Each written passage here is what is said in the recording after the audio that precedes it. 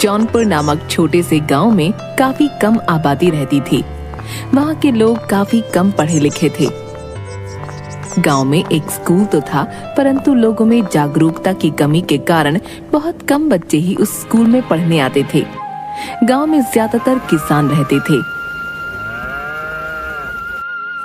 इसी गांव में सतिया नाम का एक किसान रहता था, जिसका बेटा दीपक गांव के स्कूल में 12वीं कक्षा में पढ़ता था।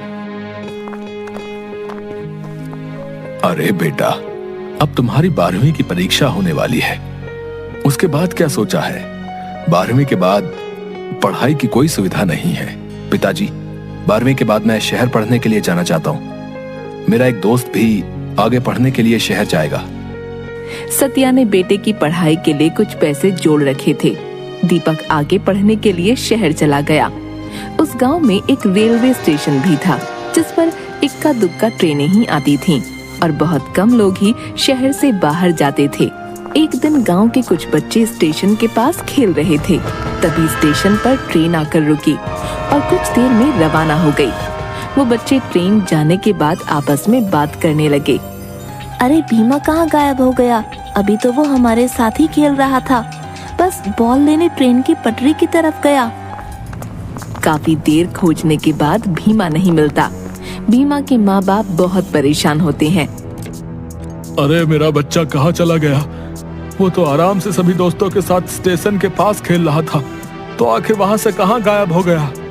तभी उसके साथ खेल रहे बच्चों में से एक बताता है, हम लोग सब स्टेशन के पास ही खेल रहे थे, तभी अचानक ट्रेन आकर स्टेशन पर रुकी।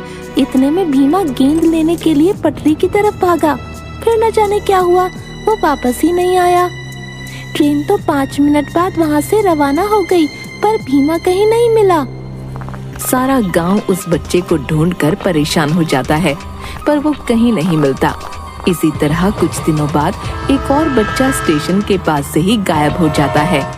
गांव भर में इस बात की चर्चा होने लगी। अरे भैया, ये सब क्या हो रहा है? ऐसे बच्चों का गायब होना चिंता का विषय है। आखिर स्टेशन के पास खेलते हुए बच्चों में से ही कोई गायब क्यों होता है भाई? और जब वहाँ ट्रेन आती है, उसी के बाद दोनों बच्चे गायब हुए, यानी कि इन बच्चों के गायब होने में उस रहस्यमयी ट्रेन का ही हाथ है। उसी ट्रेन में ही उन बच्चों को अगवा करके ले जाया गया है। हाँ, ये तो बहुत चिंता की बात है। 2 बच्चों का गायब होना कोई इत्तेफाक नहीं हो सकता भैया। जरूर ट्रेन में ही कोई व्यक्ति बच्चों को लेकर गया है, परंतु हम अब क्या करें? हम सभी को अपने बच्चों को स्टेशन की तरफ जाने से मना करना पड़ेगा। भाइयों, कहीं कोई भूत प्रेत हमारे बच्चों को गायब तो नहीं कर रहा ना? अरे भाई, अब तुम और मत डराओ हमें। हाँ, वैसे ही गांव वाले सब के सब डरे पड़े हैं। गांव के हर घर में इस बात की चर्चा हो रही थी। सतिया के कान में भी ये बात पड़ी। तब उसे भी समझ नहीं आया कि ये सब क्या माजरा है। लोगों ने स्टेशन की तरफ जाना डर के मारे छोड़ दिया। दीपक शहर से छुट्टियों में कुछ दिन के लिए गांव में रहने आया। उसने भी गांव वालों से और अपने पिता से बच्चों के रहस्यमयी तरीके से गायब होने का किस्सा सुना। अरे भाई, मैं ये क्या सुन रहा हूँ? गांव से 2 बच्चे किस तरह स्टेशन के पास से गायब हो गए? हमें इस बात की तह तक जाना चाहिए, वरना तो डर के मारे कोई स्टेशन की तरफ जा ही नहीं पाएगा। हाँ भाई, हमें जरूर कुछ करना चाहिए, लेकिन कुछ लोग इसे भूत प्रेत का साया भी बता रहे हैं। क्या यार, तू भी पढ़ा लिखा होकर किन बातों में विश्वास कर रहा है? माजरा कुछ और है। 2 बच्चों में से एक बच्चा मेरे दोस्त का छोटा भाई था। उन लोगों का दुख मुझसे देखा नहीं गया। कुछ दिनों बाद ही स्टेशन से कुछ दूर खेत में कुछ बच्चे खेल रहे थे। उसमें से भी एक बच्चा उसी तरह गायब हो गया, और वो भी बिल्कुल ट्रेन के स्टेशन आने के समय के आसपास ही। अब तो गांव वालों को चिंता सताने लगी। सभी ने बैठकर ये तय किया, अब तो हमें इस बारे में कुछ ना कुछ करना पड़ेगा भैया, वरना हमारे गांव से बच्चे इसी तरह गायब होते रहेंगे। आखिर ट्रेन आने के समय पर ही बच्चे गायब क्यों होते हैं? हमें इस बात का पता लगाना ही पड़ेगा। दीपक, तुम पढ़े लिखे हो और समझदार भी हो। तुम अपने दोस्त के साथ मिलकर इस काम में हमारी मदद कर सकते हो। दीपक और उसका दोस्त काफी सोच विचार करते हैं और एक प्लान बनाते हैं। इस बात का पता लगाने के लिए हमें उस रहस्यमय ट्रेन पर ही नजर रखनी होगी। जब भी बच्चे गायब हुए हैं वो समय लगभग वही होता है जब ट्रेन स्टेशन पर आती है। हमें छुपकर ट्रेन पर आने जाने वालों पर नजर रखनी होगी।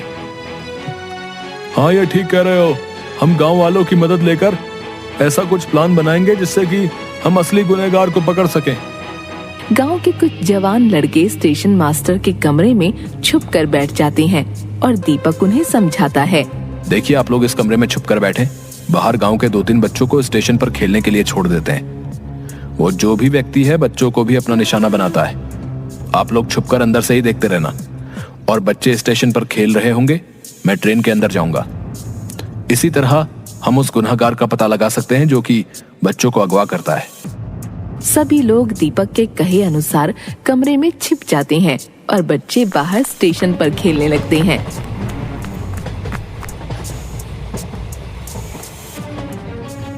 ट्रेन स्टेशन पर जैसे ही रुकती है, उसमें से एक आदमी कंबल ओढ़े बच्चों की तरफ बढ़ता है।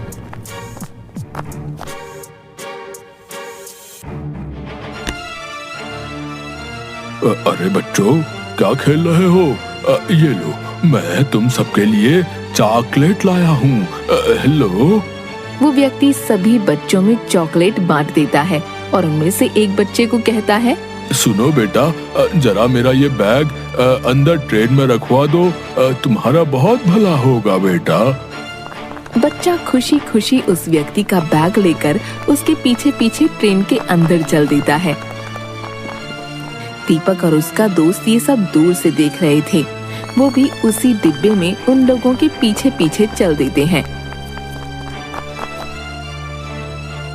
दीपक देखता है कि वो व्यक्ति उस बच्चे के बैग रखने के बाद उसके मुंह पर रुमाल लगाकर उसे बेहोश कर देता है और वहीं सीट पर सुला देता है। ट्रेन में कोई ज्यादा लोग नहीं थे, इसलिए वो व्यक्ति आराम से इस बच्चे को अगवा कर लेता है। ट्रेन चल पड़ती है।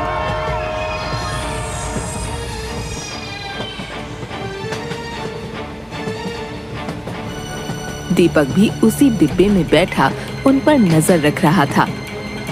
दीपक अपने दोस्त से कहता है, मुझे लगता है ये व्यक्ति इस बच्चे को अगवा करके ले जा रहा है, परंतु ये ऐसा क्यों कर रहा है? मुझे चुपचाप इस पर नजर रखनी होगी, तभी मैं इसे रंगे हाथों पकड़ पाऊंगा।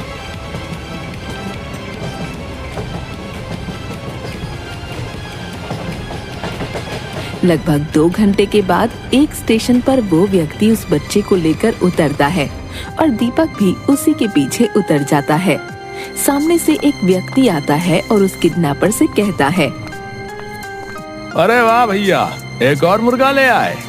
ये तो बहुत अच्छा धंधा है। तुम उस गांव में जब भी जाते हो तुम्हारे हाथ एक ना एक बच्चा लगी जाता है, और फिर हम उसे अच्छे खासे दामों में बेचकर मजा करते हैं। हाँ भाई, उस गांव में तो इतने बेवकूफ लोग रहते हैं कि कोई भी आज तक मुझे पकड़ नहीं पाया। हाँ, हमने वहां से 4-5 बच्चे चुरा लिए और उन्हें अच्छे दामों में शहर के भिखारी गैंग को बेच दिया, परंतु हम आज तक पकड़े नहीं गए। हमें इन लोगों का पीछा करना होगा ताकि हमें पता चल सके कि आखिर इन बच्चों को अगवा करके ये कहां लेकर जाता है। तभी हम इसे रंगे हाथों पकड़वा सकते हैं। हाँ, हमें बड़ी सावधानी से इन लोगों का पीछा करना होगा। हो सकता है हमें वहां अपने गांव से अगवा हुए बच्चे भी मिल जाएं।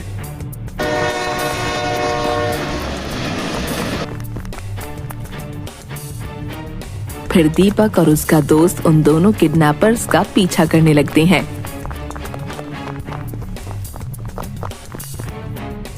उस बच्चे को लेकर वो दोनों लोग एक सुनसान जगह पर पहुंचते हैं।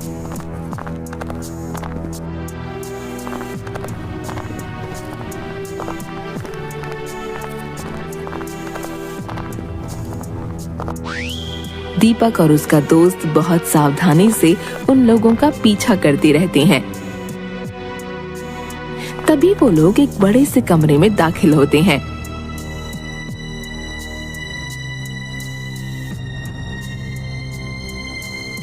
सामने बैठा एक व्यक्ति किडनैपर से पूछता है, आ गए तुम लोग एक नया शिकार लेकर? अब तो हमारे पास बहुत से बच्चे हो गए हैं जिनसे रोजाना भीख मंगवा कर हमारे पास बहुत माल इकट्ठा हो जाता है। सामने का नजारा देखकर दीपक और उसके दोस्त के होश उड़ जाते हैं। वहाँ बहुत सारे बच्चे जमा थे जिनके हाथ पैर टूटे थे। दीपक और उसका दोस्त चुपचाप बाहर आ जाते हैं। ये लोग तो बहुत जालिम और खतरनाक लोग हैं। इन्होंने इतने मासूम बच्चों को किस तरह मार मार कर अधमरा किया हुआ है और अपने फायदे के लिए उनसे भीख मंगवाते हैं। परंतु ये बहुत खतरनाक लोग हैं। हमें इन्हें पकड़ने के लिए पुलिस की मदद लेनी होगी। हाँ दीपक, तुम ठीक कह रहे हो। इन मासूम बच्चों की जान बचाने के लिए हमें इन जालिमों को रंगे हाथों पकड़ना ही होगा। और ये काम हम दोनों अकेले नहीं कर सकते। हम लोग कल पुलिस के साथ प्लान बनाकर इन्हें रंगे हाथों पकड़वाएंगे और इन मासूम बच्चों को इस नर्क से आजादी दिलवाएंगे। दीपक अगले ही दिन वहाँ के थाने में जाकर पुलिस इंस्पेक्टर को सारी बात बताता है कि किस तरह वो लोग बच्चों को अगवा कर इस धंधे में लगा देते हैं। हम आप लोगों की बहादुरी और जज्बे की दाद देते हैं। आप लोगों ने इतनी हिम्मत करके और अपनी जान जोखिम में डालकर इन लोगों का भांडा फोड़ दिया। अब आपको चिंता करने की ना कोई जरूरत नहीं है। कल हम लोग आपके साथ चलकर उन्हें रंगे हाथों पकड़ के उन्हें जेल में डाल देंगे। अगले ही दिन पुलिस इंस्पेक्टर और बहुत से पुलिस कर्मचारी दीपक और उसके दोस्त के साथ उसी जगह पर जाते हैं और चारों तरफ से उस जगह को घेर लेते हैं। सबके सब घेर लिए गए हो। अपने हथियार फेंक दो और अपने आप को पुलिस के हवाले कर दो। सभी अपराधी पुलिस द्वारा हिरासत में ले लिए गए। तुम लोग कौन हो हैं? और इन बच्चों को अगवा क्यों करते हो? जल्दी सब बताओ। पुलिस की मार खाने के बाद वो दोनों किडनैपर सारा सच उगल देते हैं। हम लोग गांव से बच्चों को चुराकर शहर में भिखारी गैंग को बेच देते थे। हमें इन बच्चों को बेचने पर अच्छी खासी रकम मिलती थी। वे लोग इन बच्चों के हाथ पैर तोड़कर इनसे भीख मंगवाते थे। ये लोग काफी समय से अपना धंधा चला रहे हैं दीपक। तुमने इन लोगों को पकड़वा कर बहुत अच्छा किया। इन लोगों ने और भी कई गांव के इस तरह के बच्चों को ट्रेन में अगवा किया है। जिस गांव की आबादी कम होती थी वहीं के बच्चों को ये लोग निशाना बनाते थे और हम लोग काफी समय से इनकी तलाश में थे, परंतु इनका कोई सुराग हमें नहीं मिल पा रहा था। तुम लोगों का बहुत बहुत धन्यवाद जो तुमने इतनी हिम्मत करके इन लोगों को रंगे हाथ पकड़वाया भी। ये तो हमारा फर्ज था इंस्पेक्टर साहब। ऐसे लोगों को तो सलाखों के पीछे ही होना चाहिए। इन्होंने न जाने कितने घरों के बच्चों को उनके माँ बाप से जुदा करके अपने फायदे के लिए बेच दिया। पुलिस उन गुनहगारों को जेल में डाल देती है और सभी अगवा हुए बच्चों को आजादी दिलवा देती है। दीपक अपने गांव के चारों बच्चों को वहां देखकर बहुत खुश होता है। देखो भीमा और बाकी बच्चे हमें मिल गए हैं। अब हम इन्हें गांव वापस ले जाकर आपसे इन्हें मिलवाएंगे तो वो लोग कितने खुश होंगे। दीपक और उसका दोस्त उन बच्चों को वहां से छुड़वाकर गांव वापस ले आते हैं। गांव वाले अपने बच्चों को जिंदा वापस देखकर बहुत खुश होते हैं और दीपक और उसके दोस्त का शुक्रिया अदा करते हैं। इस तरह दीपक और उसके दोस्त ने समझदारी और हिम्मत से काम लेते हुए इन लोगों को सलाखों के पीछे पहुंचा दिया। अब गांव वाले बहुत खुश और निश्चिंत थे।